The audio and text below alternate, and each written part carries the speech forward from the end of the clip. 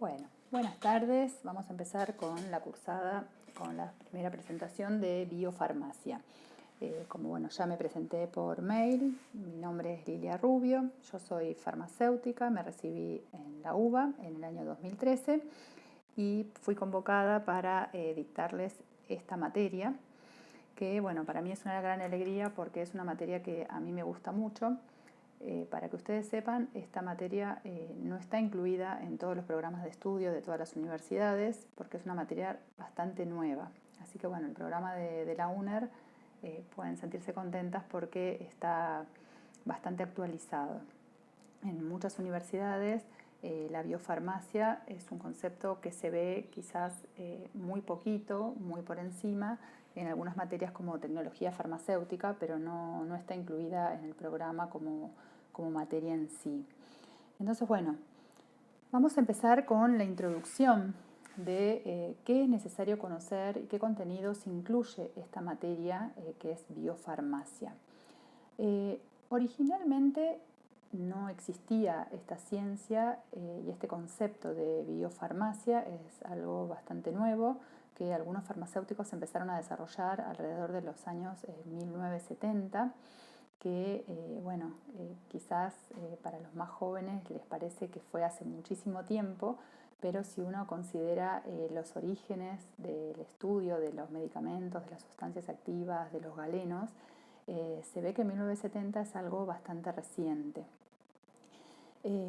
Entonces, vamos a empezar a ver qué otras ciencias son fundamentales conocer y comprender para poder abordar los principios de la biofarmacia.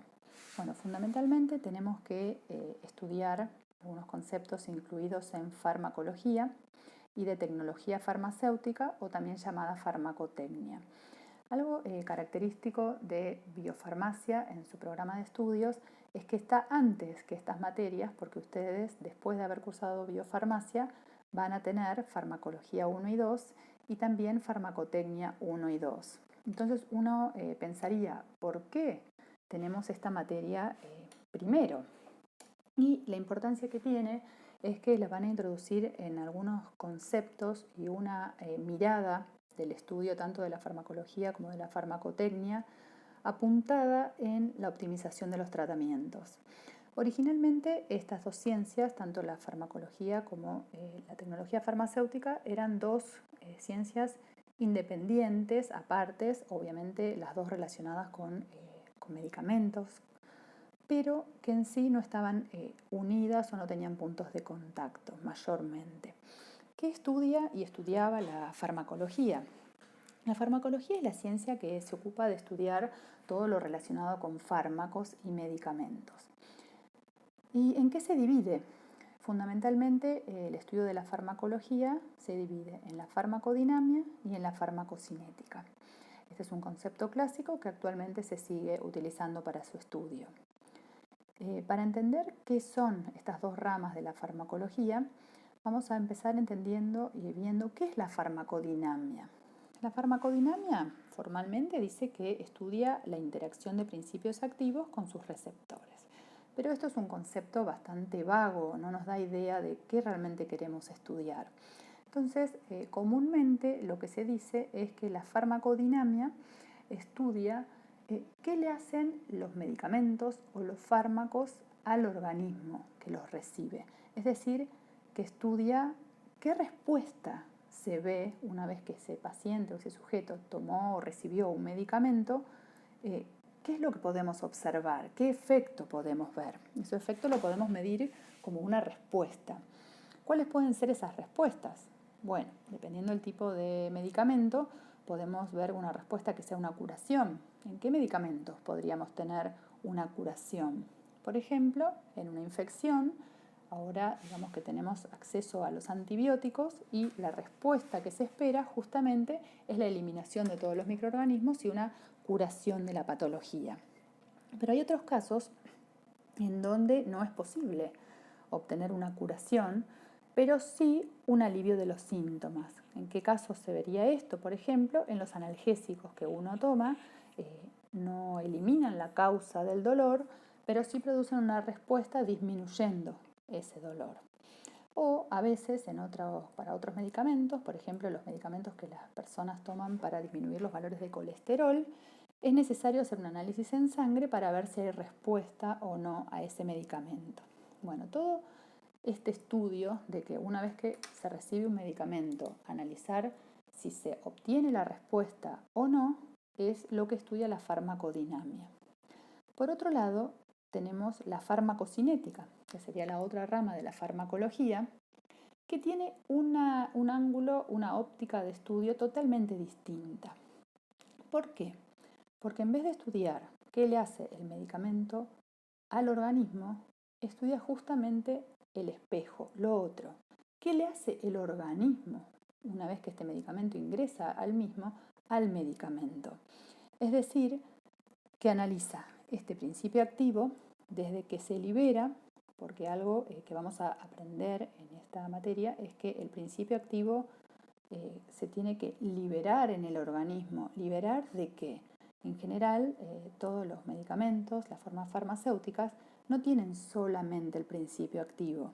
Si ustedes leen algún prospecto, van a ver que hay un listado donde está el nombre de la droga y después otras sustancias que quizás ustedes no sepan qué utilidad tienen, pero en realidad tienen todo que ver con la estabilidad, con la formulación para que ese principio activo se conserve y pueda llegar, digamos, al organismo. Pero una vez que está en el organismo, el principio activo tiene que liberarse, se separa de todo ese vehículo, de todos esos excipientes, para así poder comenzar con estos procesos que se llaman comúnmente LADME, por las siglas de las palabras que lo componen, que son la liberación. Una vez que se libera, se puede absorber en el organismo. Después puede comenzar el proceso de distribución, que es todo el recorrido que hace el principio activo en el organismo. El metabolismo, también se estudia en la farmacocinética, porque el metabolismo son todas las reacciones que ocurren para transformarlo o degradarlo, modificarlo, para que finalmente ese medicamento se pueda excretar. ¿Qué quiere decir excretar? Que se pueda eliminar del organismo. Entonces, como vemos, tenemos la farmacodinamia, que analiza las respuestas, y por otro lado la farmacocinética, que en realidad estudia todo el caminito que seguiría el medicamento desde que ingresa hasta que sale del organismo. Esto está bastante relacionado, pero hay otra ciencia que lo estudia, que es la tecnología farmacéutica, que se ocupa del desarrollo y elaboración de medicamentos, que ahí vemos que es justamente el principio activo más el vehículo. Bueno, esta ciencia, que es la farmacotecnia, que se estudia actualmente, en realidad tiene sus orígenes en lo que eran los galenos, los boticarios, que eran los actuales farmacéuticos, que eran los especialistas en hacer los medicamentos, porque los médicos y farmacólogos sabían que había distintas sustancias que producían distintos efectos en el organismo, pero eran los galenos los que sabían cómo mezclarlo o cómo prepararlos para que justamente los pacientes lo pudieran recibir. Si ustedes se remontan a la antigüedad, no existían digamos, los grandes laboratorios ni el sistema de medicamentos a granel como conocemos ahora o envasados, sino que el médico veía al paciente, diagnosticaba, de acuerdo a lo que encontraba, hacía una prescripción, una receta, donde le indicaba al galeno todo lo que tenía que preparar, la forma farmacéutica, con todos los ingredientes de los principios activos. Las formas farmacéuticas sí, ya desde hace mucho tiempo hay formas farmacéuticas sólidas, como pueden ser los comprimidos o la misma droga en polvo. Tenemos formas farmacéuticas líquidas, como pueden ser los jarabes que conocemos, las semisólidas, que son las cremas, y las gaseosas, que eso ya es un poquito más moderno, incluye mayor tecnología y en general se utilizan para patologías respiratorias o también para la administración de anestésicos que se absorben por vía respiratoria pero llegan a todo el cuerpo. Entonces, bueno, hasta ahora vamos viendo, digamos, qué herramientas o qué otras ciencias debemos estudiar para comenzar con el estudio de biofarmacia.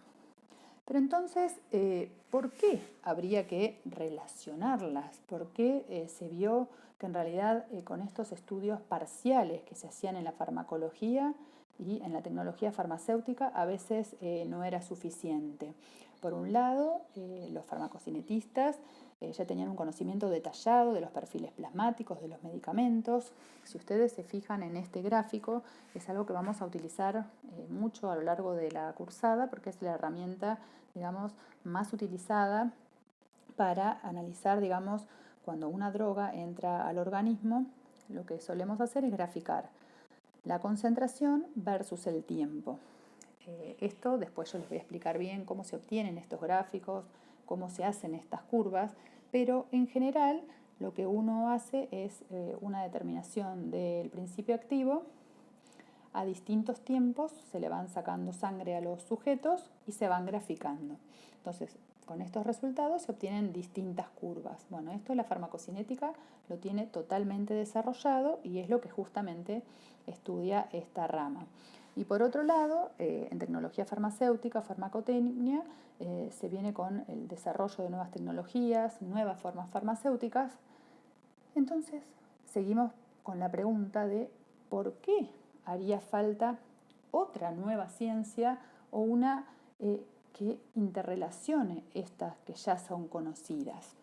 Bueno, lo que se vio, que yo les contaba al principio de la presentación, es que alrededor de los años 1970 hubo algunos investigadores, que eran farmacéuticos especialmente, que empezaron a analizar que había distintas situaciones que no se podían explicar solamente conociendo los principios activos, por ejemplo, porque veían que lo que se sabía hasta ese momento no terminaba de dar las respuestas a las inquietudes que ellos tenían. ¿Qué tipos de inquietudes fueron apareciendo? Por ejemplo, ante situaciones tan sencillas como, por ejemplo, ante dolor de cabeza, por ejemplo, tomaban aspirina. Pero empezaron a tener una mirada más detallada y vieron, porque en el año 1970 ya existían distintos laboratorios, había, digamos, las formas farmacéuticas que hoy conocemos, y veían, por ejemplo, que el efecto que tenían, o sea, por ejemplo, el alivio del dolor después de tomar una aspirina para el dolor de cabeza, no era el mismo que cuando tomaban un comprimido que contenía la misma dosis de aspirina también, y tenían el efecto, por ejemplo, mucho tiempo después. Entonces decían, ¿cómo puede ser? Esto no se explica porque tiene el mismo principio activo, la misma dosis, los dos son comprimidos. O, por ejemplo, habían hecho la prueba de quizás triturar la aspirina en un vaso de agua. Ustedes saben que la aspirina no es totalmente soluble, tenían parte disuelta, parte suspendida, lo tomaban así en el vaso de agua y quizás obtenían un efecto más rápido. Entonces empezaron a cuestionarse que había algo más que había que tener en cuenta para mejorar o para poder modificar los tratamientos. Entonces, todo esto que ya yo les venía explicando de los procesos LADME, que eran lo de liberación, absorción, distribución, metabolismo y excreción, el tema de cómo se desarrollaban las formas farmacéuticas en tecnología farmacéutica, vieron que otra cosa más que tenían que tener en cuenta era el tema de la vía de administración, que eso también producía una modificación en la respuesta al tratamiento. Entonces, ¿cómo surge la biofarmacia? ¿Para qué? Justamente como una herramienta, una nueva ciencia que su objetivo principal es optimizar los tratamientos farmacológicos, o sea, agregar una visión diferente o viendo que hay algunos detalles que se pueden agregar conociendo, digamos, cómo interactúan las cosas que quizás sabemos de farmacocinética con lo que se sabe de tecnología farmacéutica, más teniendo un análisis más claro de las vías de administración. Entonces llegamos a la definición formal de biofarmacia.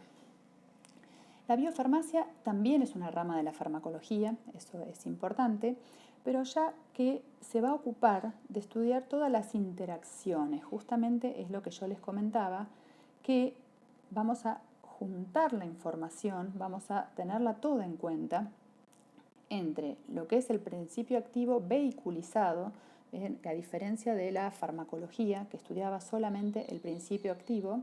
La biofarmacia ya va a tener en cuenta en qué está vehiculizado, qué significa vehiculizado, qué excipientes lo acompañan.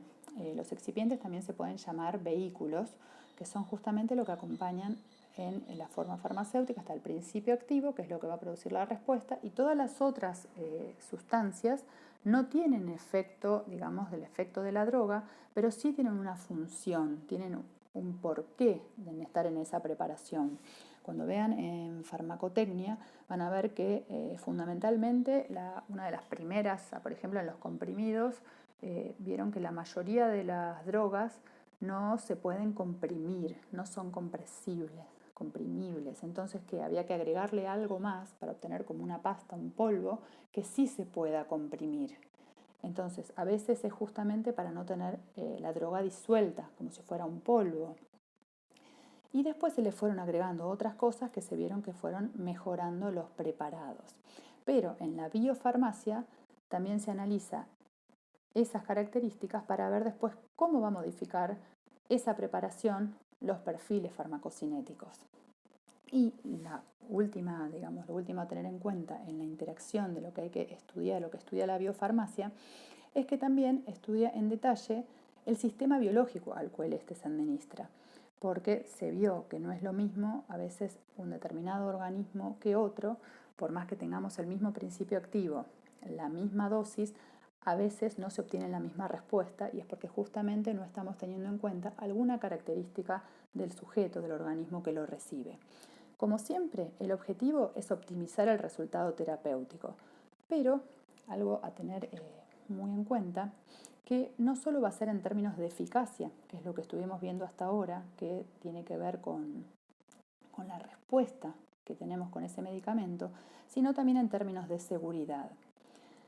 El término de seguridad es un concepto que surge, digamos, de analizar, que es algo que también tenemos que tener en cuenta, que todo medicamento puede producir efectos adversos, es decir, que no solamente tienen el efecto positivo, el efecto buscado, que nosotros por eso lo indicamos, o sea, el médico lo prescribe, sino que también todo medicamento puede producir una reacción negativa.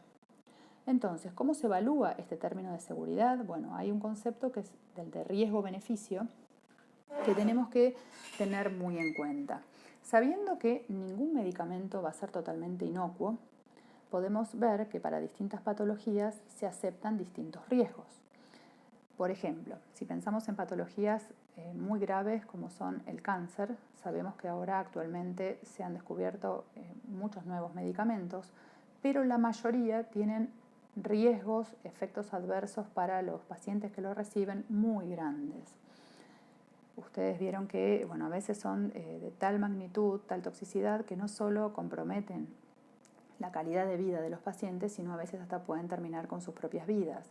Entonces uno pensaría, ¿cómo puede ser que sabiendo esto, porque ya se sabe, está estudiado, esos medicamentos teniendo ese índice de riesgo-beneficio, digamos, tan alto, sean aprobados por la autoridad regulatoria? Y esto es porque dependiendo de la patología, dependiendo de la gravedad de la patología, va a ser el riesgo que se va a aceptar o no para ese medicamento. Entonces, cuando uno tiene una patología tan grave que hasta ahora prácticamente, por suerte ahora parecería que hay más terapias alternativas que podrían ser efectivas, pero teniendo una patología con tal alta mortalidad, ya medicamentos que tengan una expectativa de cura o de prolongar la vida de los pacientes significativa, quizás justifican que puedan existir estos riesgos tan elevados. No sería lo mismo el criterio para una patología leve, por ejemplo, un dolor asociado a alguna patología que no implique riesgo para el paciente. No se podría aceptar un riesgo que sea más alto que la patología de base. Entonces, teniendo esto en mente y sabiendo que todos los medicamentos tienen algún riesgo, justamente lo que se busca desde la biofarmacia es optimizar estos tratamientos, porque a veces modificando las formas farmacéuticas, los excipientes, algunas cosas que sí se pueden modificar, quizás podemos obtener una mejor eficacia con menores efectos adversos, o sea, con un mejor perfil de seguridad para el medicamento. Entonces, bueno, va avanzando con estos términos y como todo esto es muy nuevo para ustedes, quizás en algún momento empiezan a leer algún artículo o alguna publicación. Entonces es importante no confundir el término de biofarmacia, que es lo que yo les vengo explicando, digamos, los conceptos hasta ahora, con el término de biofármacos, medicamentos biológicos o productos biofarmacéuticos. Estos otros, en realidad, son productos medicinales, pero que están manufacturados o extraídos a partir de fuentes biológicas, como pueden ser las vacunas, las terapias génicas, las proteínas recombinantes, que pertenecen al campo de estudio de la biotecnología. O sea que esto no es ámbito de la biofarmacia, sino que es de otra rama, que son los que elaboran justamente este tipo de medicamentos. Como los nombres son muy parecidos, lo comento para que no se confundan. Bueno, volviendo al objetivo, digamos, de todos los tratamientos terapéuticos, que es obtener una respuesta. O sea, uno cuando se toma un medicamento, lo que espera es tener una respuesta. Entonces, ¿de qué va a depender que este principio activo produzca esta respuesta esperada? Hay tres cosas fundamentales. Por un lado, tenemos la potencia intrínseca del principio activo. ¿Qué es la potencia intrínseca? Es la afinidad que va a tener esta droga con el receptor, que es el lugar donde va a actuar.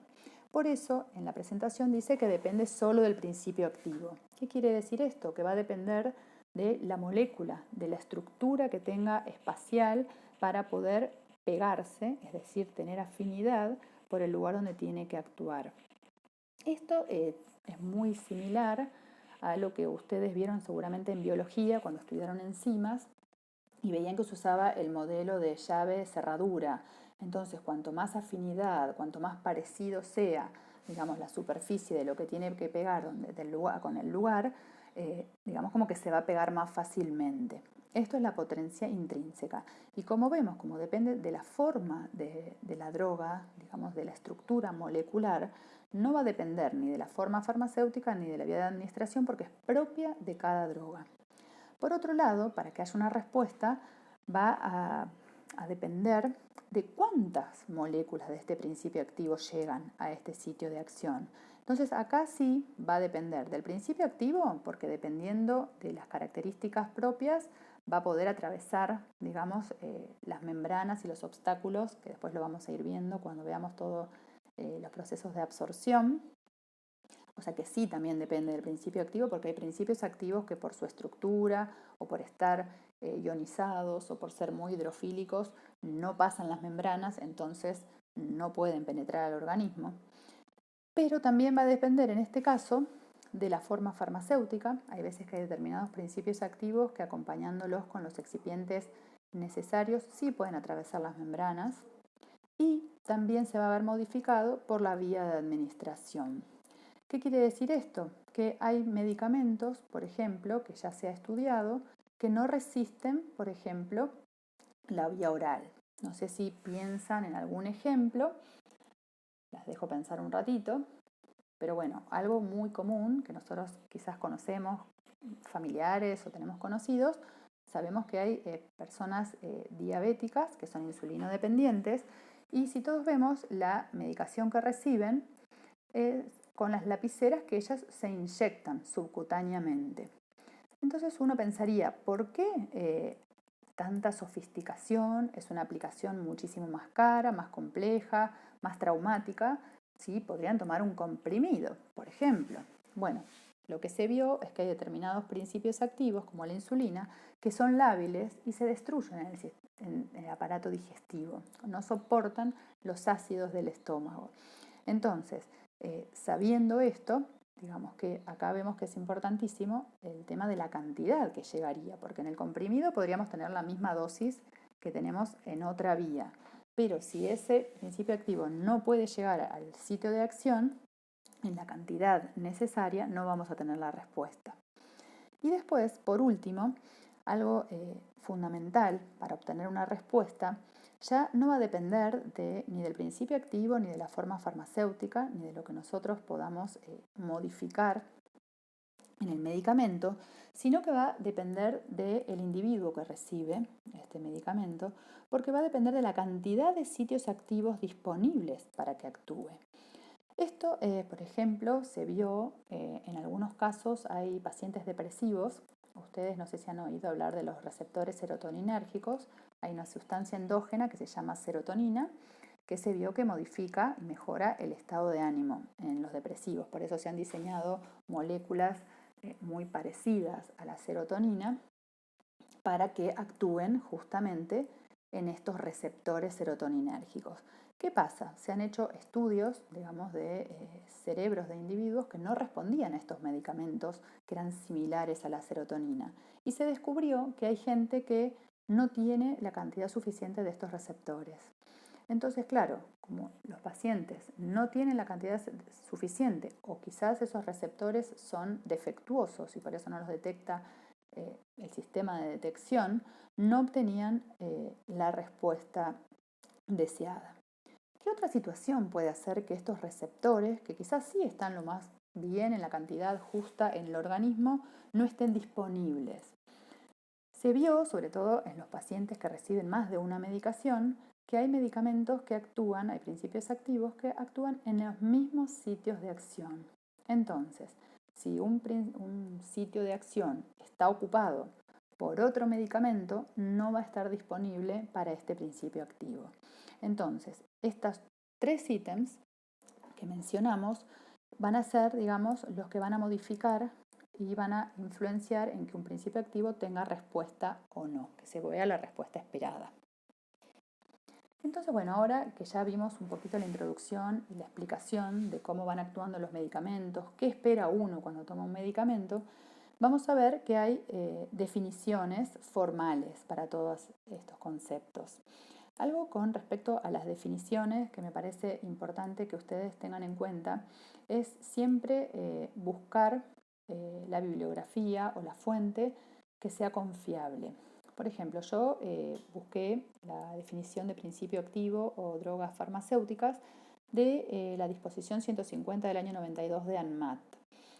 Bueno, quizás ustedes ya han visto lo que es ANMAT, pero si no, es más que importante que sepan como farmacéuticas que les falta muy poquito para hacerlo, próximas a recibirse, que el ANMAT es el organismo regulatorio que regula toda la actividad farmacéutica.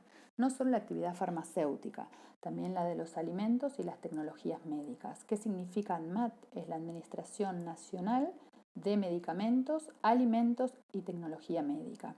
Esto es un organismo central, digamos que es del país.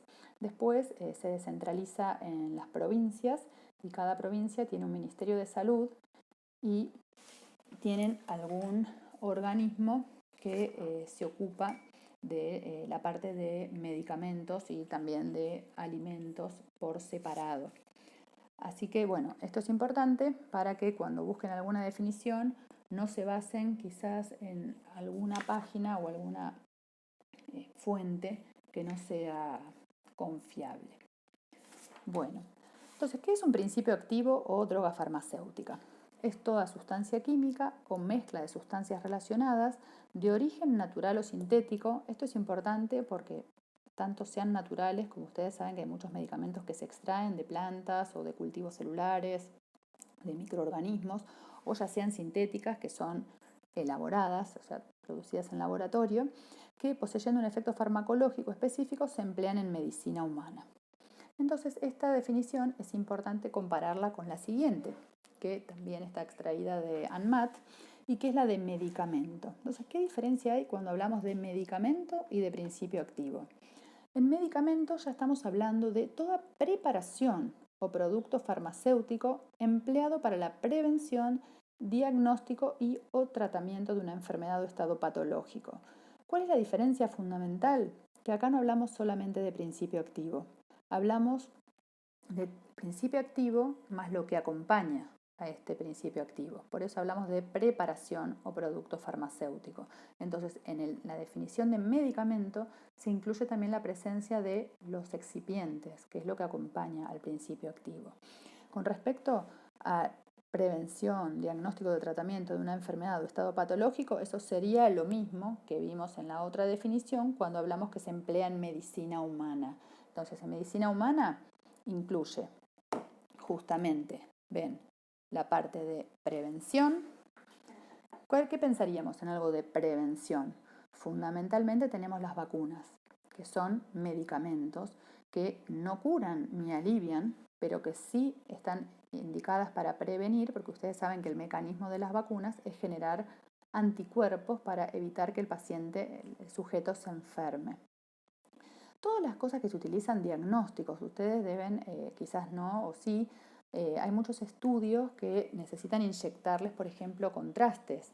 Bueno, todas esas sustancias que son preparados farmacéuticos porque tienen un determinado reactivo que es la droga principal y otros excipientes que se utilizan para estos estudios diagnósticos también son medicamentos, o lo que comúnmente conocemos que son los que para tratar una enfermedad o estado patológico. Entonces, bueno, es importante saber que todas las drogas que se usan para los estudios diagnósticos también son medicamentos, y las vacunas quizás uno lo intuiría que sí son medicamentos, pero bueno, con esta definición uno corrobora y confirma que son medicamentos. Después, como definición que estuvimos viendo, es la biofase. ¿Qué es la biofase? Es el sitio de acción o inmediaciones de la diana molecular de un principio activo. Esto es el lugar donde el principio activo va a actuar. Entonces, si ustedes leen biofase, si leen sitio de acción o diana molecular, sepan que se está hablando de lo mismo. Son todos sinónimos para hacer referencia a dónde actúa el medicamento. Con respecto a este punto, es importante mencionar que hay muchos sitios de acción que no se conocen molecularmente. Se deducen de dónde deben estar, se infiere su mecanismo de acción o cómo, digamos, estarán actuando, pero todavía quizás no se aislaron y no se tiene la estructura molecular. Y algo fundamental, digamos, de este punto, que ahora después lo vamos a ver cuando vemos otros conceptos, es que esto, bueno, muchas cosas, por supuesto, se estudian en tejidos animales o en animales mismos, pero hay veces que obviamente no se pueden estudiar en un paciente a medida que uno va dándole el medicamento. ¿Por qué? Porque hay sitios de acción que son, por ejemplo, los que están en el sistema nervioso central, a los que no se puede acceder fácilmente, a menos que le hiciéramos una cirugía o un daño, quizás con posible daño al paciente. Entonces, esto quiero que lo tengan en cuenta porque cuando empecemos a estudiar los medicamentos, tengan presentes que a veces no se puede llegar a medir realmente cuánto medicamento está llegando a esta biofase. Lo mismo, otro concepto importante es el de tratamiento sistémico. Uno cuando habla de sistémico en la mente, así digamos a grandes rasgos, es que actúa en todo el organismo. Uno habla de, ¿cuál sería la otra, digamos, en vez de sistémico, cuál sería como el opuesto? Sería un tratamiento local, que actúa solo en el sitio de acción, como podría ser, por ejemplo, una crema que actúa en una lastimadurita de la piel, por ejemplo, con una crema antibacteriana. Entonces sería un tratamiento local, que no entra al todo el organismo. Entonces, la definición de tratamiento sistémico es un tratamiento farmacológico en el cual el fármaco accede a su sitio de acción a través de la sangre. Esto es fundamental porque no habría otra manera de que llegue al sitio de acción. Tiene que sí o sí llegar a la circulación. Entonces, por eso se dice que un principio activo ha alcanzado la circulación sistémica cuando ha llegado a la aorta. Esto no se preocupen porque cuando veamos todo el capítulo de absorción de medicamentos vamos a volver a repasar todo el sistema circulatorio, vamos a ver bien todo por dónde va atravesando los medicamentos, pero esto es fundamental que no se lo olviden porque se vio que hay muchos medicamentos que uno creería a simple vista que fueron absorbidos, pero solamente quizás atravesaron la membrana del intestino. Y esto no se considera que un medicamento se absorbió solamente porque haya atravesado ese primer obstáculo. ¿Por qué es esto? Porque hay medicamentos que, habiendo pasado la membrana, digamos, del intestino, en vez de ir a la circulación sistémica, pasan antes, por ejemplo, por el hígado y se degradan, se metabolizan y parte o todo se pierde y nunca llegan al, digamos, al torrente sanguíneo, nunca llegan a la aorta. Entonces, por eso esto es muy importante tenerlo en cuenta, porque si un medicamento se administra y nunca llega al torrente sanguíneo, no accede a través de la sangre, nunca va a llegar al sitio de acción y no estaremos en presencia de un tratamiento sistémico. ¿Sí? Eso también ténganlo en cuenta, porque bueno, tiene que ver mucho con cuánto se va a absorber y finalmente si va a poder actuar el medicamento o no. Bueno, otra definición muy importante que vamos a ver con respecto a las respuestas y ya teniendo en cuenta ahora sí todo el tema de eficacia y seguridad combinado. ¿Por qué? Porque la ventana terapéutica justamente relaciona, es un cociente entre lo que sería la concentración tóxica mínima. ¿Qué es la concentración tóxica mínima? En esos gráficos que yo le mostraba de cuando uno va midiendo la concentración plasmática, hay veces que lo que se hace al principio en el estudio de los medicamentos es hacer un análisis simultáneo, no solo de la concentración plasmática, sino del efecto, que es lo que yo les contaba que estudia la farmacodinamia. Entonces, hay veces que se ve, uno va graficando las concentraciones plasmáticas y a un determinado punto se ve que empiezan a aparecer efectos negativos, efectos tóxicos. Entonces, cuando empieza ese punto, se llama sería la concentración tóxica mínima o la máxima concentración tolerada. Cualquiera de las dos definiciones hacen referencia a lo mismo. ¿Y el cociente entre qué? Es con la concentración eficaz mínima, que ahí tendría que ver con el tema de eficacia. Entonces, como ven, la ventana terapéutica está relacionando un concepto de seguridad, que es, tenemos una concentración, muy bien, es eficaz, pero tenemos que tener en cuenta que no sea tóxica. Entonces, por eso se habla también de un rango, en el que se puede usar un medicamento de manera eficaz sin producir efectos tóxicos. Esto después, ahora les voy a mostrar un gráfico que volvemos a los primeros gráficos que son el efecto del medicamento versus el tiempo. Entonces, fíjense siempre bien los ejes, los títulos de los ejes de los gráficos que vayamos analizando, porque cuando tenemos efecto estamos hablando de farmacodinamia. En cambio, cuando tenemos concentración plasmática estamos hablando de farmacocinética. Entonces, acá sería un grafiquito teórico, digamos, como si a lo largo del tiempo se va midiendo el efecto que produce este medicamento, independientemente de cuál sea. Se ve que hay una concentración que es la mínima, que es la SEM, que es la concentración efectiva mínima.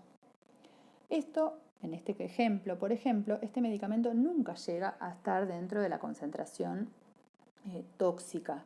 Siempre cuando analizamos las curvas vamos a ver cuál es la duración de acción, o sea, la duración del efecto. En este caso va a ser todo el rango que esté, digamos, por sobre este valor mínimo de que es efectivo. El punto más alto va a ser el efecto máximo. Y la diferencia entre este punto máximo y la concentración efectiva mínima está hablando de la intensidad que tiene ese medicamento.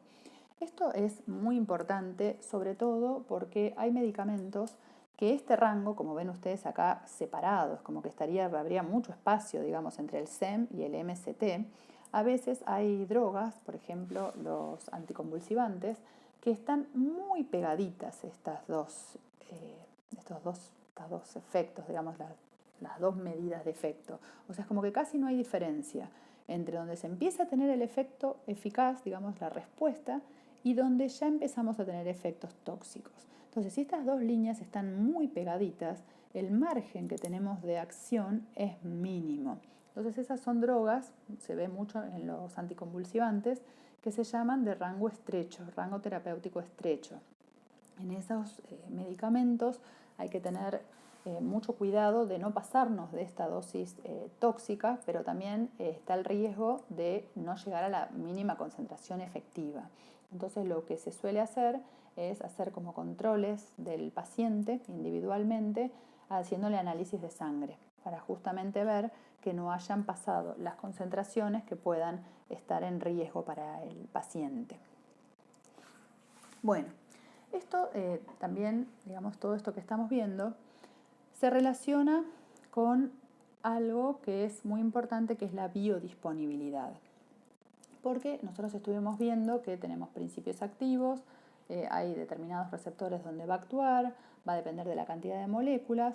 Bueno, justamente, ¿qué tan rápido? O sea, la velocidad y la cantidad que lleguen al sitio de acción es lo que se conoce como biodisponibilidad o disponibilidad biológica.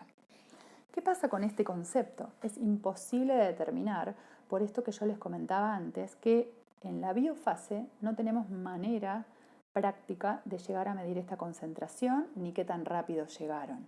Entonces, es importante que ustedes sepan que esto es un concepto teórico. Entonces, cuando uno les pide la definición de biodisponibilidad, si yo no les aclaro nada, tendrían que ustedes aclarar, si agregarían esta definición, que están dando la definición teórica. Pero si yo les pidiera cómo determinar, cómo medir la biodisponibilidad, tendríamos que hablar del concepto operativo o práctico de biodisponibilidad, que no es exactamente lo mismo. Para poder hablar, digamos, de medir o este concepto práctico u operativo de biodisponibilidad, tenemos que hacer la siguiente asunción. Es aceptar que las concentraciones de la droga en la biofase, que es donde no la podemos medir en el sitio de acción, va a ser proporcional a la concentración de principio activo en la circulación sistémica, es decir, la circulación en la sangre. Siempre que esta asunción se cumpla, entonces vamos a poder decir, bueno, puedo determinar la biodisponibilidad práctica u operativa, que va a ser la velocidad y cantidad con que el principio activo, liberado desde una forma farmacéutica, alcanza la circulación sistémica. ¿Qué pasa con este concepto de biodisponibilidad? Que no siempre se cumple que las concentraciones plasmáticas sean proporcionales a las concentraciones en el sitio de acción. En esos casos no vamos a poder determinar la biodisponibilidad. Seguramente se harán modelos matemáticos u otros cálculos para poder acceder a tener una idea de cuánto está, digamos, llegando al sitio de acción, pero no podríamos aplicar este concepto porque todos los análisis y todos los cálculos que se hacen son midiendo la concentración del medicamento en sangre, asumiendo que, bueno, que si en sangre tenemos esta concentración, la concentración en el sitio de acción va a ser proporcional. Vamos a estar hablando de algo por lo menos que tiene relación, una relación matemática. Entonces, ¿por qué es importante este tema de biodisponibilidad? Por un lado, tenemos que podemos comparar cuánto llega del principio activo, una misma droga, si lo aplicamos por distintas vías. Esto quédense tranquilas porque nosotros todos vamos a tener una clase dedicada especialmente a las vías de administración, con las características particulares de cada una, qué consideraciones hay que tener, pero fundamentalmente van a ver que tienen distintos perfiles plasmáticos. Si nosotros analizamos, como ven acá, la concentración a medida, digamos, que pasa el tiempo versus tiempo, podremos ver en una primera medida, algo que les va a llamar la atención, es que siempre que hablemos de vía intravenosa, va a partir de arriba la curva, no de cero, porque es la única vía que no hay absorción. El medicamento, ¿se acuerdan que yo les decía que para que sea un tratamiento sistémico tiene que llegar a la sangre? Bueno, en la vía intravenosa se inyecta el medicamento directamente en la sangre. Entonces se asume que automáticamente tenemos la dosis obviamente que esto en la realidad no ocurre porque el medicamento una vez que va a vena tiene que circular para llegar al sitio de acción. Pero bueno, van a ver que tanto en farmacocinética, en farmacología, hay que hacer algunas asunciones, tenemos que simplificar las cosas para poder explicarlas, porque si no es imposible. Entonces, como concepto, que eso sí es así, en la vía intravenosa no hay absorción, entonces partimos de una concentración que va a corresponder dependiendo de la dosis que se administre. En todas las demás vías vemos que la curva parte de cero. Si ustedes se fijan, es concentración cero, tiempo cero.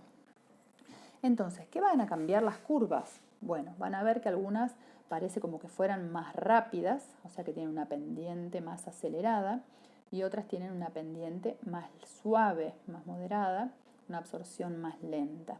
Bueno, eso tiene que ver justamente con la vía de administración, qué tan rápido van a llegar a la sangre, a la circulación sistémica. Entonces, si nosotros analizáramos estas curvas, este gráfico en particular, en teoría, toda la superficie, que es el área que está abajo de cada curva, en teoría sería similar. O sea que el área bajo la curva estaríamos hablando de que es igual, o sea, la cantidad de medicamento.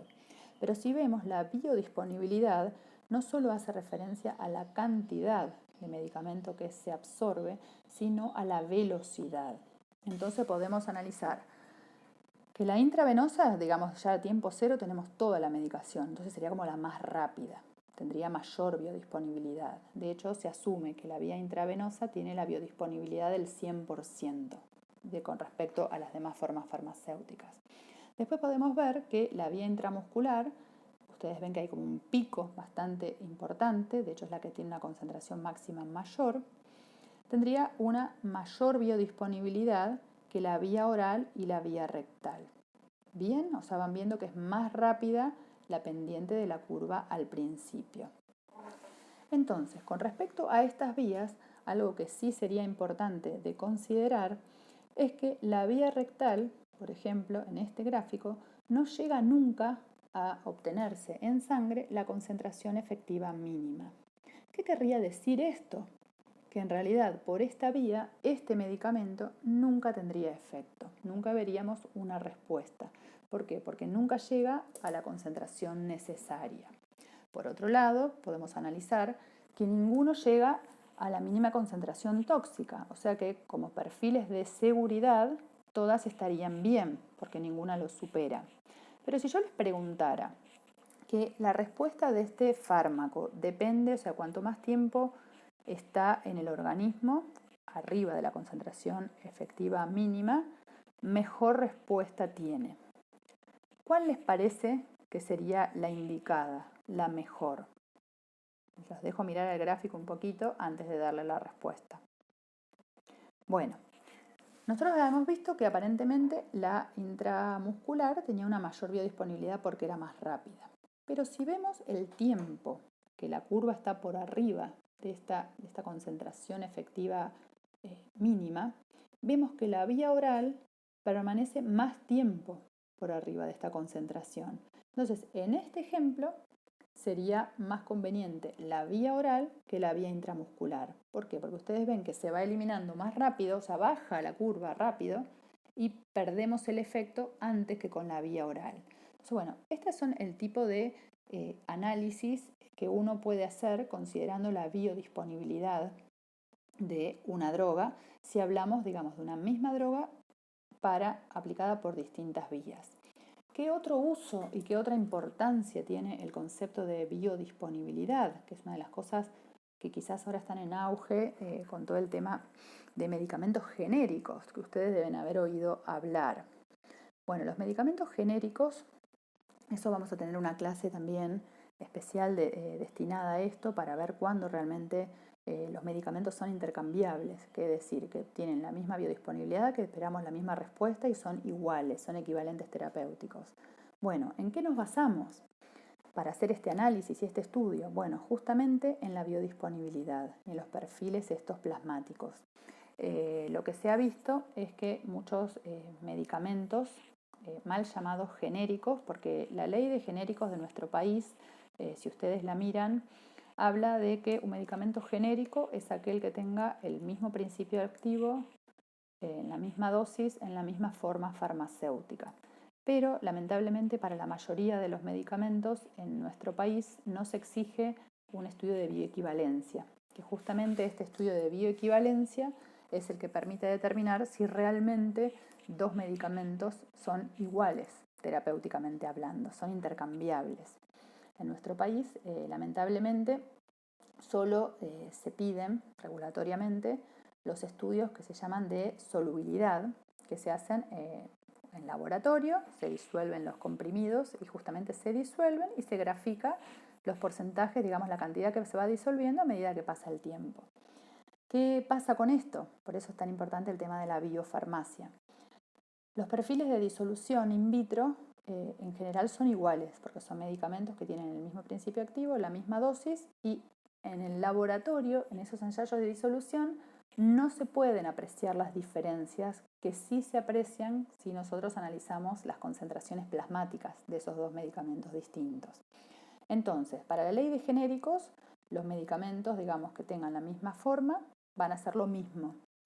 Pero cuando uno los analiza in vivo, o cuando ve las respuestas que tienen los pacientes, puede ver que muchas veces, no por tratarse de un laboratorio que sea mejor o de más renombre, simplemente porque tiene distinto proceso de elaboración, sobre todo en los medicamentos crónicos que los pacientes toman siempre, a veces van a la farmacia y quieren el mismo medicamento pero el más barato.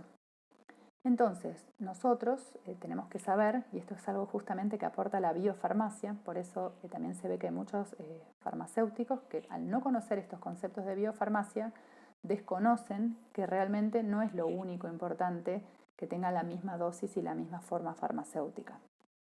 Entonces, lo que uno tiene que explicarle al paciente es que a veces cuando uno cambia la medicación por un medicamento genérico, mal llamado genérico, el efecto podría no ser el mismo y podría tener una peor respuesta y podría cambiar su tratamiento de ser adecuado a no ser adecuado. Es diferente si estamos ante el comienzo de un tratamiento. Uno sí puede iniciarlo con cualquiera de estos medicamentos y ese paciente debería continuar con esa forma farmacéutica, con esa marca. Porque quizás si cambia de marca, justamente puede ver estas alteraciones en los perfiles plasmáticos y en las respuestas. Entonces, bueno, como ven, el tema de biodisponibilidad es un tema muy interesante, muy importante, que después lo vamos a profundizar, y justamente de esto es lo que estudia la biofarmacia, justamente poder optimizar todos los tratamientos farmacológicos teniendo en cuenta estas tres patas, digamos, la parte de farmacología con la farmacocinética, la parte de todos los conocimientos de los excipientes y todo lo que utiliza la farmacotecnia y las vías de administración para obtener la respuesta que nosotros buscamos.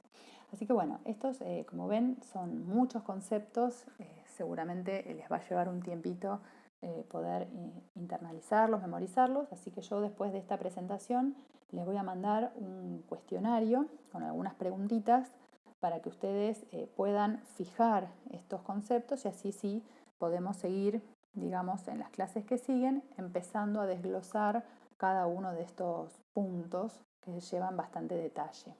Así que bueno, los cuestionarios después me los tienen que responder también al mail de manera individual. Pero como ya quedamos, cualquier duda, cualquier cosa que quisieran que yo les aclare más de esto que acabo de dar en la presentación, no duden en consultarme. Así que bueno, esto es todo para la primera clase.